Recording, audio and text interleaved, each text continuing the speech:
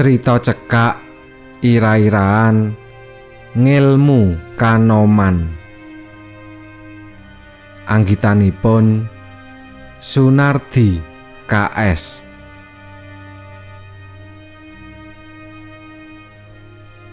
Sedulure bapak sak gembolan tunggal welat cacah 4. Tunggal welat iku nggunakake welat kang padha kanggo ngethok tali puser nalika isih bayi. Welat mono besetan pring, nanging landhep banget.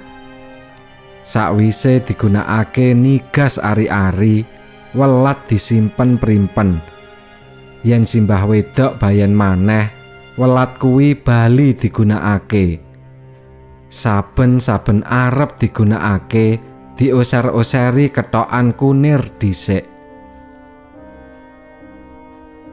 Sedulur 4 karo bapakku ateges 5, kabeh lanang.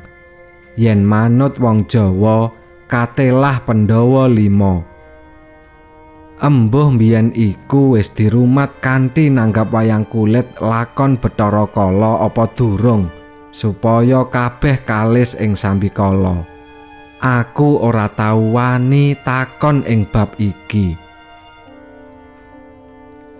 Bapakku nomor 2, klebu petungan Werkudara. Nyatane bapak pancen rodok galak. Galake ing babagan kedisiplinan. Sak temene pawongan sing wateke kaya bapakku iku luwih trep yen diarani kaku. Kaku iku kenceng, angel dienggokake marang kaluputan. Yen bapak nomor 2 ateges nomor 1 Pak D. Sing nomor 3 nganti nomor 5 dak celuk Pak Lik. Sedulure bapak 4 iku sing 3 manggon dadi sak pedukuhan. Dadi ya cedhak karo sedulur. Mung Pak Lik nomor 3 sing manggone ing siji desa. Senajan daleme rada adoh, nanging yen bab silaturahmi Pak Likku kuwi aktif banget. Saora-orane sesasi pisan mara sowan bapak. Kadangkala malah sesasi kaping pindho. Senajan bapak wis ndisiki seda, nanging Pak Lik nomor 3 iku isih kerep sambang menyang omah tinggalan sing saiki dak panggoni karo bojo lan anak-anakku. Malah aku sing kepara keset ngajak anak bojoku ganti sowan Pak Lik ing daleme kono. Pakaryane Pak Lik nomor 3 kuwi tani tulen. Dak arani tulen jalaran ing kahanan utawa mangsa apa wae panjenengane tetep nenandur. Ora kersa nyambut gawe liya.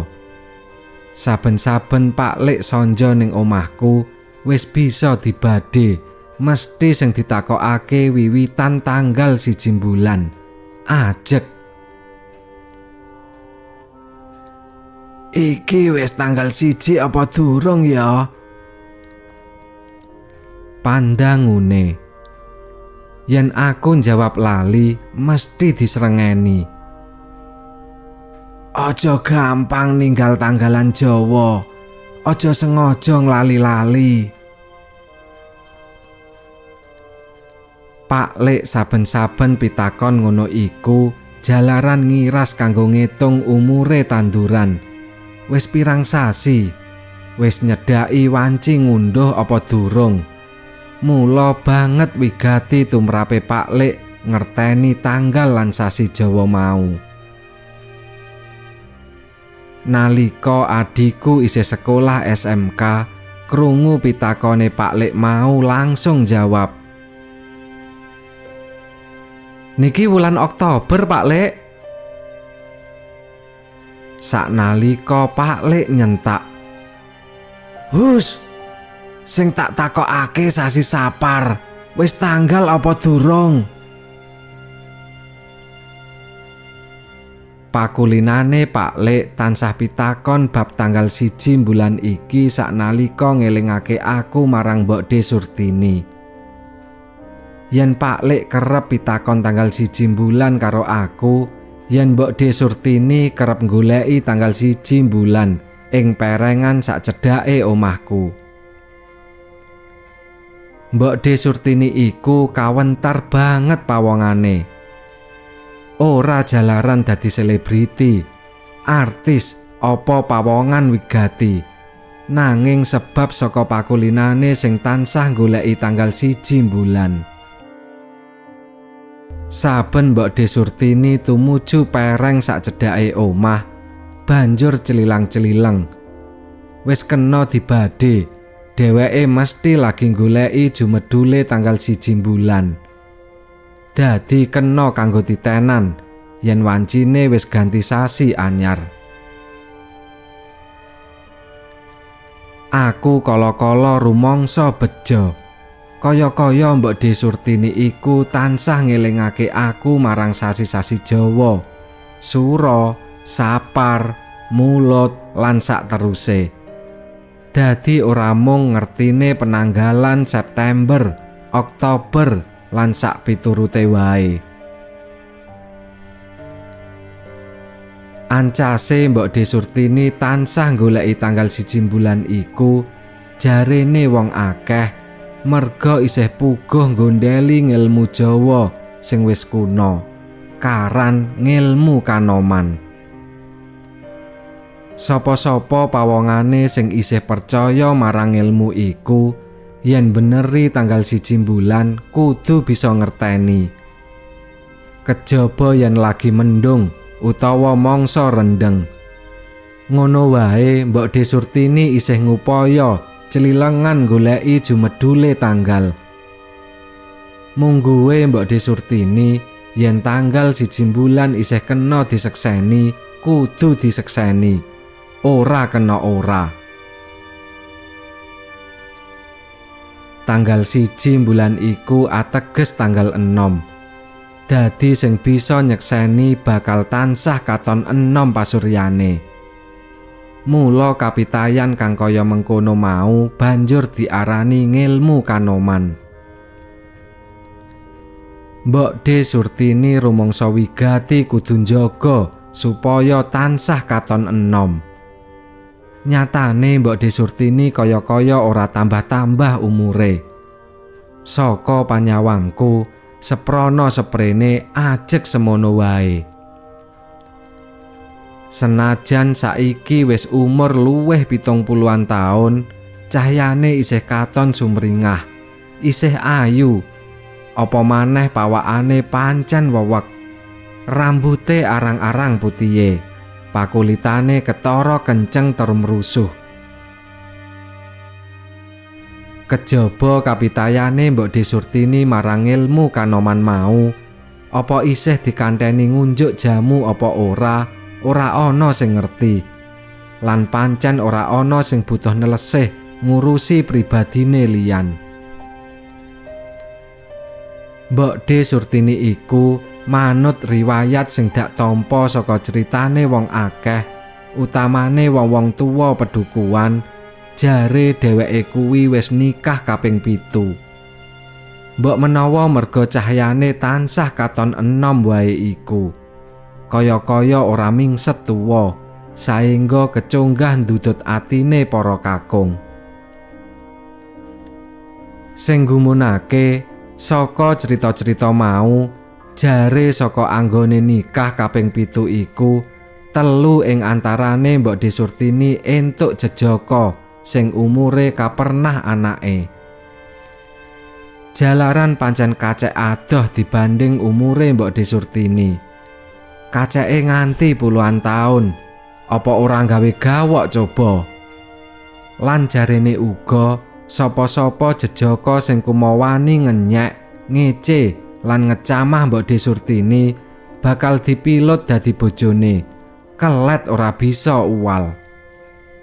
Embuh nggunakake japa mantra apa lan kepriye, nyatane kabukten mengkono.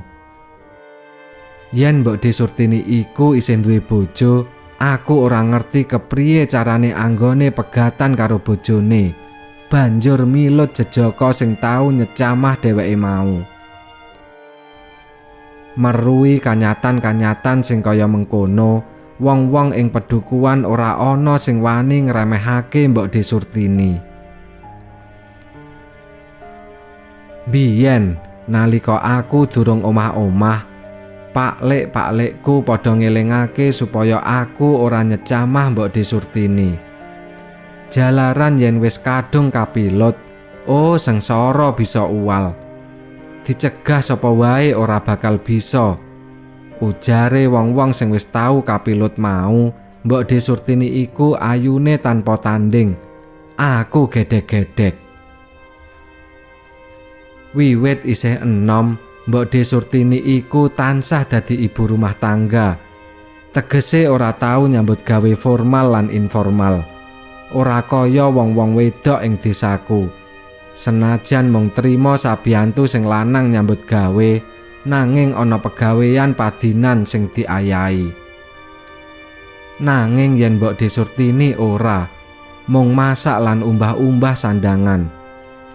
Ngono wae kala-kala diburuhake uwong. Senajan upama ditandangi dhewe sak temene ya bisa.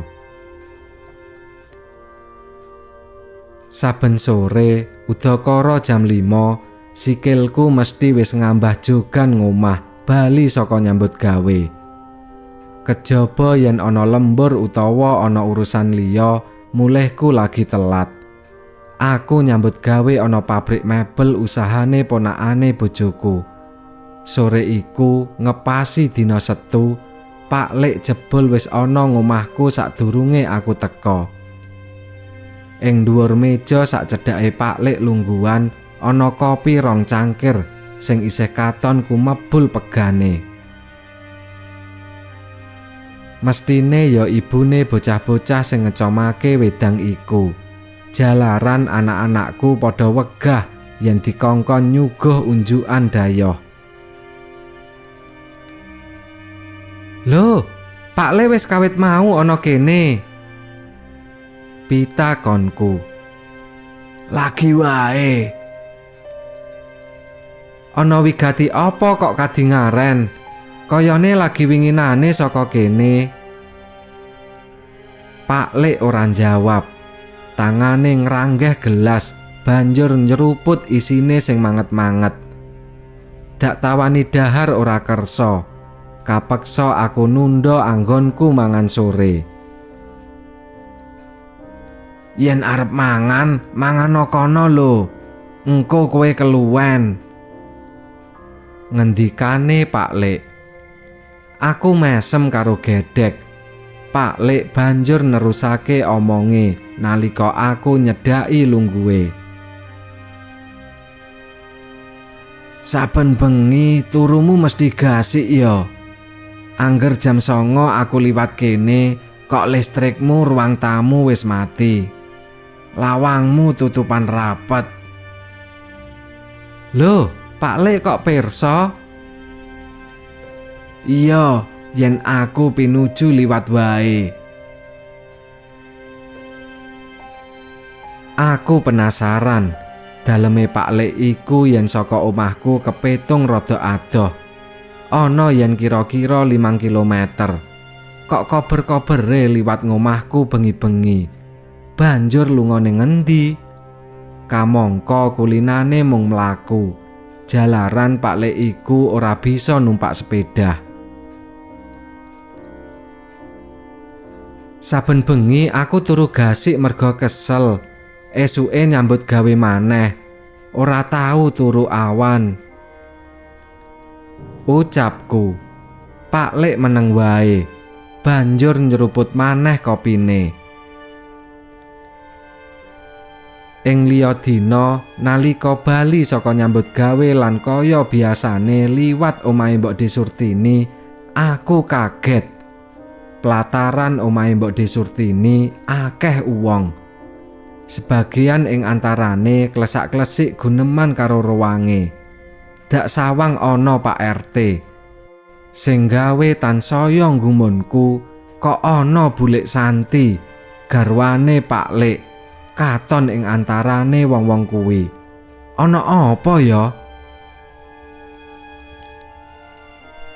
Aku mudhun saka sepeda motor, banjur nyedhaki wong-wong ing platarane Mbok De Surtini. Tanpa pitakon apa-apa, kuwatir yen kleru omong. Nalika panyawangku mubeng ora nanggor bojone Mbok De Surtini. Ing ruang tamu katon ana rembug wigati. Lek Markonah, tanggaku, kaget weruh tekaku. Lah iki rak ponakane Sarjan, ujare. Sarjan iku jenenge Pak Lik nomor 3. Aku tansaya penasaran, nanging Lek Markonah ora omong apa-apa maneh. Lagi wae aku tekan ngomah, wis dipapak pitakon dening bojoku. Omahe Mbok De Surtini isih rame, Pak. Aku mau ya saka kono. Mung sedhela, banjur cepet-cepet mulih. Lagi ana apa ya? Lek Santi nglabrak Mbok De Surtini. Jalaran Mbok De Surtini iku jebul gendaan karo Pak Lik Sarjan. Sesambungan peteng kuwi wis suwe dingerteni Bulik, nanging diumbar wae. Bareng Bulik Santi arep dipegat dening Pak Lik Sarjan, panjenengane lagi kebrongot atine.